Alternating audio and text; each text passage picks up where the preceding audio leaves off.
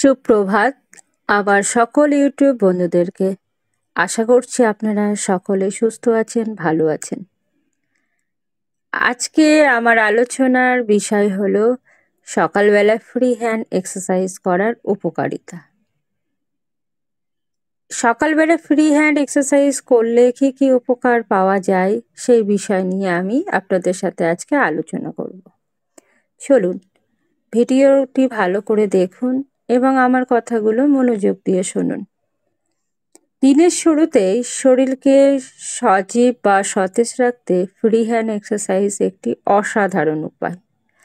কোনো বিশেষ যন্ত্রপাতি ছাড়াই এই ব্যায়াম করা যায়, যা সহজ এবং সবার জন্য উপযোগী। সবাই করতে পারে। সকালবেলার ফ্রি হ্যান্ড এক্সারসাইজ করার মাধ্যমে শরীরের প্রতিটি পেশির কার্যকারিতা শক্তি বেড়ে যায়, আমাদের রক্ত সঞ্চালন বৃদ্ধি পায়, ফলে শরীরের অতিরিক্ত অক্সিজেনের প্রবাহিত হয়, যা মনকে সতেজ রাখতে সাহায্য করে। এরই সাথে সাথে আমাদের কর্মক্ষমতাকেও বাড়িয়ে তোলে। তাছাড়াও এই ব্যায়ামগুলি যদি আপনারা করেন, আপনাদের দ্রুত ক্যালোরি লস হতেও কিন্তু সাহায্য করে, যার ফলে আপনাদের ওজন কিন্তু নিয়ন্ত্রণে রাখতে আপনারা পারেন। এছাড়াও সকালবেলা ফ্রি হ্যান্ড এক্সারসাইজ করার আরেকটি বড় সুবিধা হলো কি জানেন? সকালবেলা যদি আপনারা ফ্রি হ্যান্ড এক্সারসাইজ করেন, তাহলে আপনাদের মানসিক স্বাস্থ্যের কিন্তু অনেকটাই উন্নতি ঘটবে। নিয়মিত ব্যায়াম করার ফলে মানসিক উদ্বেগ কমবে এবং মেজাজও ভালো থাকবে। যাদের চঞ্চল মানসিকতা আছে তারা কিন্তু প্রতিদিন অভ্যাস করবেন। যাদের দিনের শুরুতে ব্যস্ততা থাকে তাদের জন্য ফ্রি হ্যান্ড এক্সারসাইজ কম সময়ে করা যায় বলে বলা যেতে পারে। এটা একটি বড় সমাধান। অতএব আমাদের কিন্তু উচিত প্রতিদিন 15 থেকে 20 মিনিট একটু ফ্রি হ্যান্ড এক্সারসাইজ করে নিজের শরীর ও মনকে ভালো রাখা। এবার চলুন কি কি এক্সারসাইজ করবেন আমি দেখিয়ে দিই। চলুন আজ আমি কিছু আসনের সাথে আপনাদের পরিচয় করাই। এই আসনগুলো অভ্যাস করলে কি কি উপকার আপনারা পাবেন সেটাও আমি বলে দেব। ফ্রি হ্যান্ড এক্সারসাইজগুলো করার পর এইভাবে সিটিং পশ্চার বা বসে যাবেন। বসে পা দুটো লম্বা করবেন। লম্বা করে পা দুটি গোড়ালি থেকে ভাঁজ করে দুটি পায়ের পাতা সমান রেখে ভিডিওতে দেখানো এমনভাবে নাভির কাছে দুটি পাকে নিয়ে আসবেন। তারপর ধীরে ধীরে আপনাদের হিপ বা হাঁটুটাকে আন্দোলন করার বা দোলানোর চেষ্টা করবেন। ধীরে ধীরে করবেন। হাঁটুতে খুব বেশি ব্যথা থাকলে অভ্যাসটি করবেন না। তারপর আস্তে আস্তে করে হাঁটু দুটো কাছে আনবেন এবং ছড়িয়ে দেবেন। এইভাবে মুভমেন্ট করবেন। এই অভ্যাসটি করার ফলে আপনাদের হাঁটুতে ব্যথা কমবে। আবার যাদের হিপে অতিরিক্ত চর্বি জমে গেছে, চর্বি কিন্তু রিডিউস হবে। মহিলাদের ইউটেরাসের সাথে জড়িত যে যে প্রবলেম আছে, যেমন সিস্ট, পিরিয়ডের সমস্যা, এগুলোও কিন্তু দূর হবে এই আসনটি অভ্যাস করলে। তিতলি আসন বা বাটারফ্লাই পশ্চার অভ্যাস করার পর আপনারা বজ্রাসন করবেন। বজ্রাসন করতে গেলে কি করতে হবে? দুই পা সামনের দিকে ছড়িয়ে বসতে হবে। এবার বাম পা হাঁটু থেকে ভাঁজ করে গোড়ালির উপর বসতে হবে।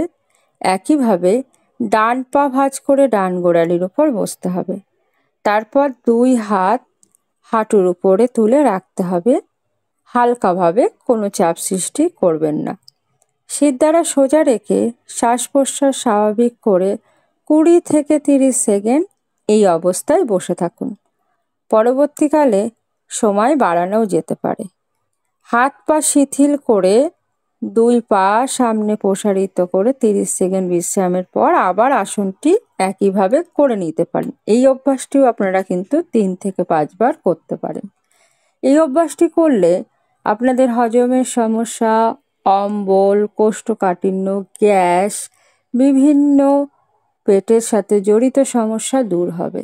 তাছাড়াও পায়ের ব্যথা, বাত, সায়াটিকা বাত সারাতেও কিন্তু এই আসনটি ভূমিকা আছে, অনেকটি গুরুত্বপূর্ণ। দ্বিতীয় অভ্যাসটি যেটা করবেন সেটা হলো বদ্ধকোণাসন। প্রথমে দু পা সামনের দিকে টান করে রাখতে হবে, যেমন আমি রেখেছি। তারপর হাঁটু দুদিকে ভাঁজ করে দুই পায়ের পাতা একসঙ্গে জোড়া করে পায়ের আঙুল চেপে ধরে হাতের আঙুল লক করতে হবে, বাটারফ্লাই ভঙ্গিমায় যেমন বসে আছি। তারপর দুই হাত পায়ের আঙুল ধরা অবস্থায় ধীরে ধীরে আপনার চেস্টকে নিচের দিকে নামিয়ে কপাল সামনের দিকে মাটিতে ঠেকাতে হবে। শ্বাস প্রশ্বাস স্বাভাবিক রেখে 15 থেকে 20 সেকেন্ড এই অবস্থায় থাকতে হবে। মোট 3 থেকে 5 বার অভ্যাসটি আপনারা করতে পারেন। এই অভ্যাসটি করার ফলে কি উপকার হবে? সাইটিকার ব্যথা দূর হবে, তলপেট ও পায়ের সংযোগস্থলের মাংসপেশি স্থিতিস্থাপক বৃদ্ধি পায় এবং অশ্বরোগ নিরাময়ে সাহায্য করে এই বদ্ধকোণাসনটি। তৃতীয়ত, আপনারা করবেন একইভাবে বসে থাকবেন বজ্রাসনে। আপনাদের হাত দুটোকে পেছনে, হাতের পাতাটা উল্টোভাবে রাখবেন। রেখে ইনহেল করে মানে বুক ভর্তি করে শ্বাস নিয়ে আপনাদের চেস্টটাকে উপরে তুলবেন এবং শ্বাস ছেড়ে নামাবেন। ভিডিওতে ভালো করে দেখবেন। Inhale up, exhale down. শুধু আপনাদের চেস্ট মুভমেন্ট হবে, মানে কোমরের ওপরের অংশ মুভমেন্ট হবে। এই মুভমেন্টের ফলে আপনাদের কোমরের ব্যথা কমবে। তারই সাথে সাথে মহিলাদের বেস্টের কিন্তু অনেকটা উপকার হবে। যাদের বেস্ট ঝুলে গেছে তাদের বেস্ট টাইট হবে। বেস্টের একমাত্র ভালো এক্সারসাইজ যদি বলা যেতে পারে তাহলে এটি। আপনারা এই কয়েকটি আসন বাড়িতে প্রতিদিন অভ্যাস করুন সকালবেলা। নিজেরাই বুঝতে পারবেন আপনারা কতটা বেনিফিট পাচ্ছেন। আজ আমার ভিডিও ছিল এইটুকুই। আমি পরবর্তী ভিডিও নিয়ে চলে আসবো আপনাদের জন্য। আপনারা ভিডিও দেখে দেখে অভ্যাসগুলি করুন। অভ্যাস করতে যদি কোনো রকম অসুবিধা হয় মেসেজ বক্সে এসে মেসেজ করবেন, আমি সাহায্য করব। সকলে সুস্থ থাকবেন, ভালো থাকবেন। পরবর্তী ভিডিওতে আবার দেখা হচ্ছে আপনাদের সাথে। ধন্যবাদ।